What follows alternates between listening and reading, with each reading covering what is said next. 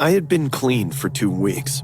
That might not sound like much to most people, but to me, it felt like walking around with exposed nerves. Every sound was too loud, every thought too sharp.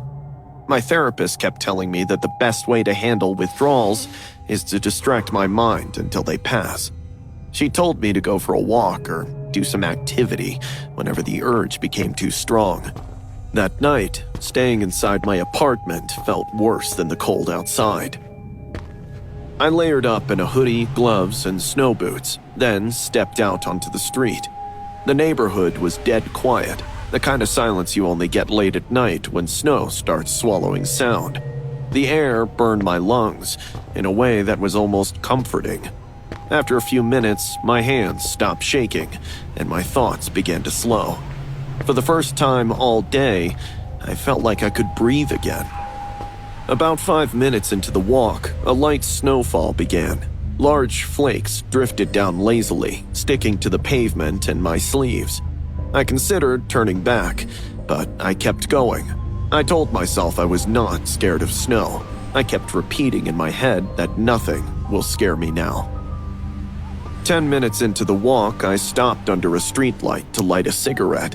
I had flicked the lighter, bringing it close to my cigarette, seconds away from lighting it, when the sounds of someone's manic laughter made me jump. It was distant at first, echoing faintly through the empty street. It was not loud, just enough to make me pause. I looked around, expecting to see someone nearby, maybe a couple walking or a drunk person heading home. There was no one. The laughter came again, uneven and breathy, like it was being forced out between shallow breaths. I told myself it was my nerves acting up. I ignored it and started walking again, a little faster now, when I noticed movement beneath a streetlight on my left. Something shifted against the white ground. From a distance, it almost looked playful. I squinted, trying to make sense of it. I pulled out my phone and zoomed in. There was a man. He was bald, bareheaded, and wearing nothing but thin pajamas.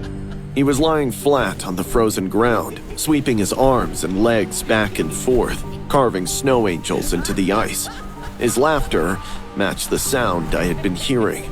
It came in sharp bursts, followed by wheezing breaths. What stood out to me the most was that he was not shivering. His skin was red from the cold, but he looked comfortable.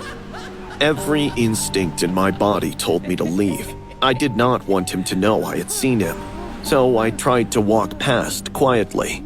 Keeping my eyes forward while watching him from my peripheral vision, I placed each step carefully. On my 5th step, the snow crunched loudly beneath my boot, and the laughter stopped immediately. The man went completely still, his arms spread wide as he stared up at the sky. I froze where I stood. 10 seconds passed, maybe more. My heart pounded so hard that I was sure he could hear it. We both remained statues for seconds. Then he began moving again and laughing again, continuing to make another snow angel. I let out a shaky breath and started walking. I had only gone a few steps when the street became unnaturally quiet. The sound of his laughter was gone. Again. I looked back, and the man was sitting up now, his legs crossed, staring directly at me. His eyes were wide and unblinking, and his smile was stretched too far across his face. You think I didn't see you before? He asked calmly.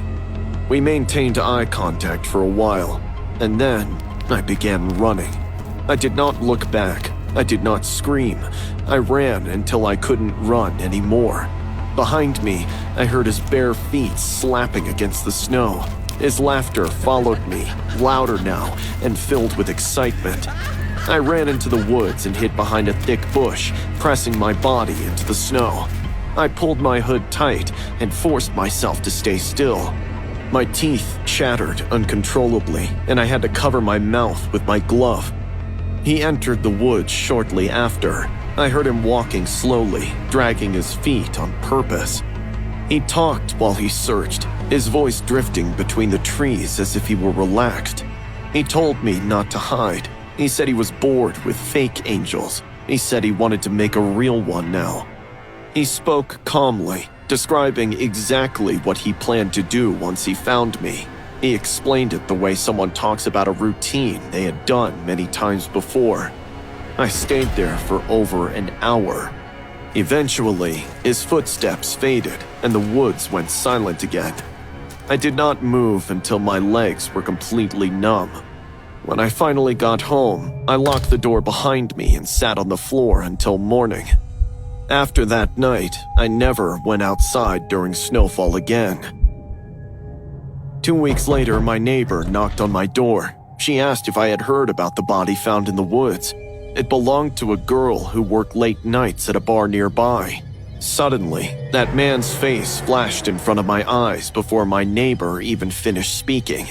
She said the police described it as one of the most disturbing scenes they'd ever seen. Someone had carefully carved the skin on the girl's back and spread it outward, hanging her up in a tree, almost like wings. They called it an angel. That was when I realized the man in the snow had not been playing that night. He had been practicing